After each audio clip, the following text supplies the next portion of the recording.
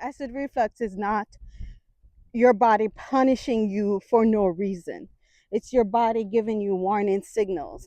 So today we're going to continue the conversation of acid reflux or GERD and how to naturally address it without the need for long-term medication. As you can see, I'm walking in a park.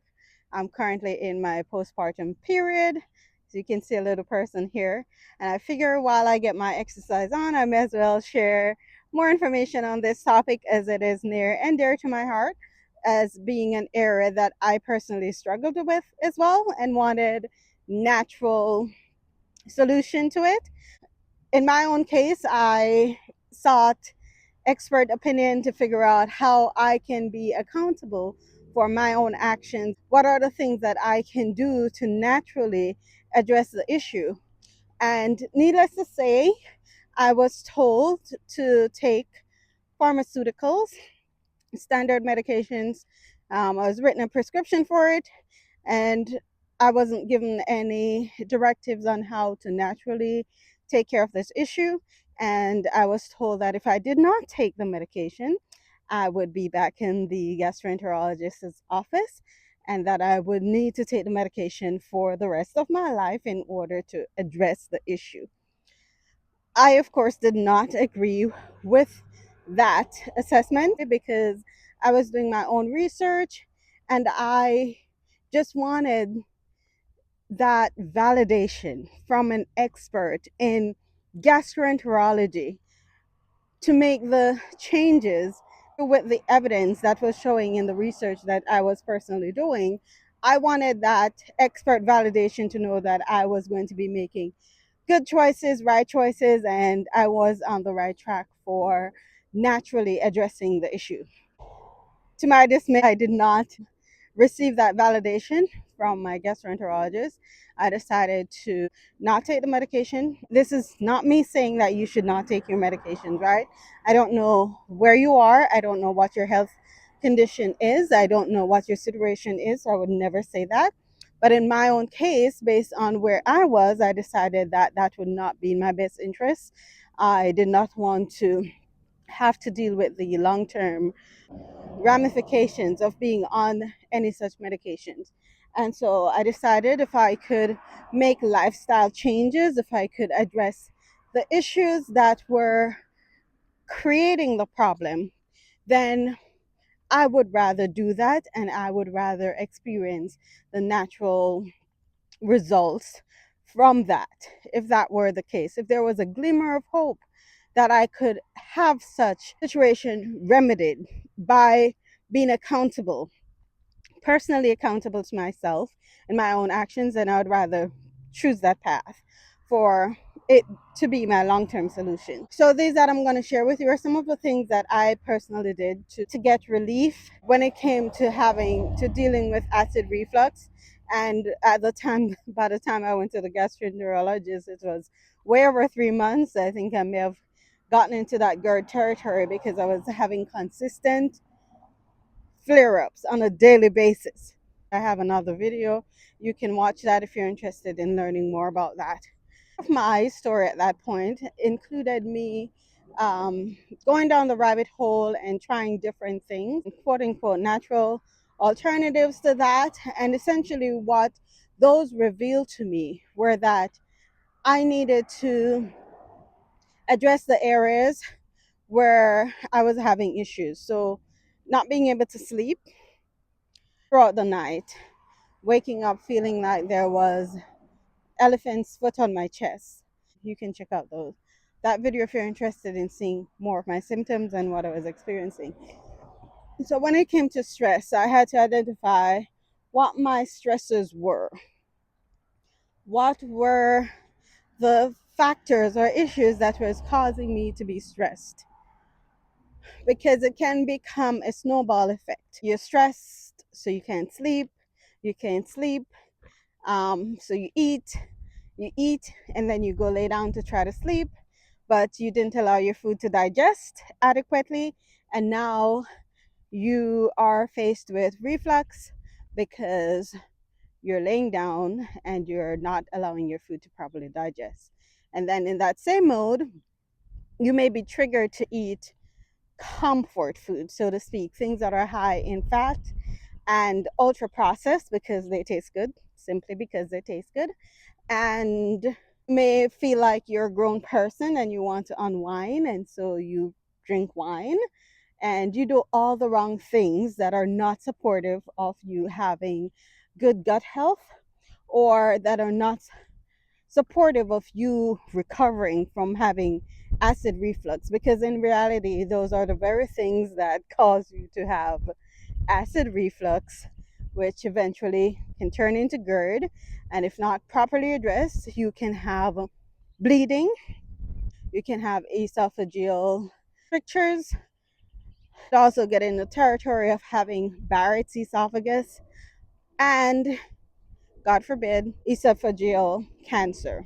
I would say, if I were to share anything natural that I would encourage anyone to do, is to evaluate your circumstances where you are now, be honest with yourself, and see what it is that you're doing on a daily basis that's contributing to the issues that you're having.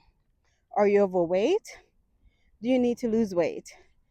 Being overweight can add extra internal pressures that can contribute to acid reflux and GERD. Are you eating ultra processed food and not enough whole foods to counteract that? Are you only doing ultra processed food, things that are high in sugar, high in saturated fat, and no nutrients to offset that?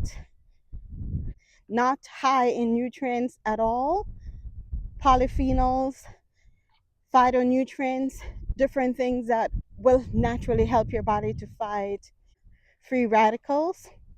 Like, you have to question yourself to see where you are, and be honest with yourself about what it is that you're eating and how it is that your body is presenting, right? And again, I do understand it can become a catch 22 situation because there are so many factors, right? So you have to evaluate those things. Like, those are literally, I know they seem basic enough, they seem very, very basic and inconsequential, but honestly, those are the things that you would need to evaluate to see if those are playing a role in you having the flare ups and you having acid reflux and you not seeing long term results. And acid reflux and GERD, again, acid reflux is not your body punishing you for no reason. It's your body giving you warning signals. It's like you being in a house with a fire alarm. It comes on and you turn it off, but you don't evaluate to see where the smoke is coming from. That's not really a safe environment to be in, right?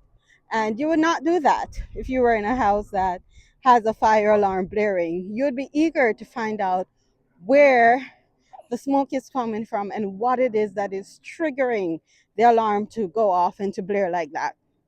And so it is with acid reflux.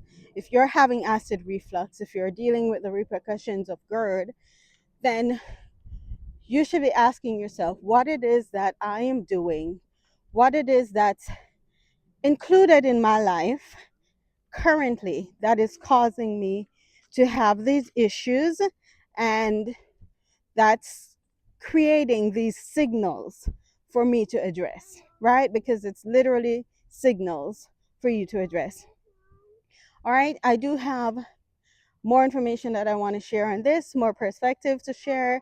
There's a link in my description of a file that has all these steps. You're welcome to have that. In gaining support, may be in the future open to sharing more of my time with individuals who are really serious about making that change, but for whatever reason, they're just not able to get the results or to stick to the changes to create the results that they're wanting for themselves.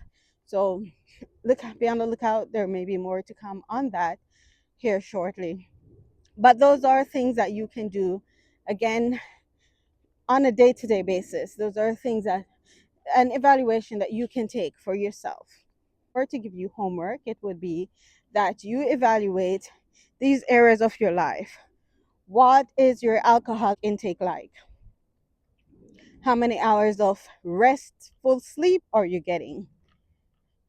If you're not getting sufficient sleep, 7 to 8 hours, give and take, then what it is that is impeding your sleep. Do you smoke? Do you consume foods that are high in fat? High fat food relaxes your esophageal sphincter, and that's like a gate that prevents things from coming through that shouldn't, right? And if that gate is left open, then things that should stay in ends up coming out because you left the gate open. So high fat foods are things that can relax your esophageal sphincter and cause that backflow, so to speak. So here's a list of other things as well that can also add to that. And it's in the file that's linked below. Are you at your optimal weight? If not, more likely you may be getting a double whammy, because not only does being overweight again contribute to intra-abdominal pressure that can also lead to you having acid reflux or prolonged GERD, but also the foods that you're eating that in the first place may be adding to you having increase in weight may also be adding to you having reflux. So not only are you having reflux from being overweight, but you're having reflux from the foods that are contributing to your weight gain. And if you're saying, well, I'm hardly eating anything and I'm gaining weight, well, what's your stress level like? How are you managing stress? What are the things that are stressing you, or the factors that are adding to your stress level, right? So those are the things I would temporarily say that you should evaluate and see what those are, and how those are maybe playing a part in the symptoms that you're having. And if you're able to address those naturally, then you also be naturally addressing the symptoms that comes from having acid reflux or GERD. I do have other, like I said, other information that I'm going to be sharing with you as I'm on my postpartum journey and taking my daily walks, and you are welcome to join me on these daily walks as I share with you more information on how you can naturally improve your health and naturally improve symptoms relating to acid reflux and GERD. I'm Kamisha, and I hope that these will help you to have an improved health and improved overall outcome. And don't forget, Jesus loves you and what you eat matters. All right, take care.